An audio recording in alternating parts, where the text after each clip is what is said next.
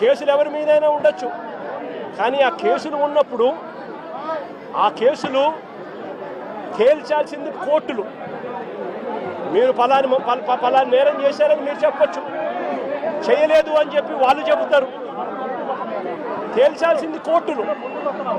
మరి అలాంటి కోర్టులకు ఇవ్వాల్సిన అధికారం పోలీసులే తీసుకోవడం ధర్మమేనా అని అడుగుతా ఉన్నా.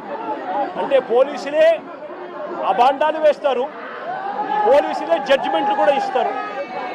మరి ఇలా చేయగలిగే నైతికత పోలీసులకు ఉందా అని అడుగుతా ఉన్నా. ఇలా చేయడం ధర్మమేనా అని అడుగుతా ఉన్నా.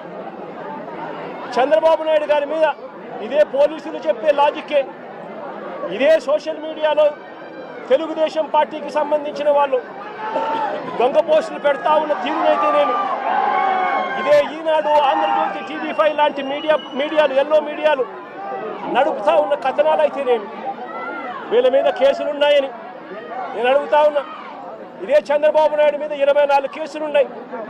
మరి చంద్రబాబు నాయుడు మీద 24 కేసులున్నాయని చెప్పి చంద్రబాబు నాయుడు గారిని నడి రోడ్డు మీద తీసుకొని వచ్చి తన్నడం ధర్మమే అవుతుందా అని అడుగుతా ఉన్నా.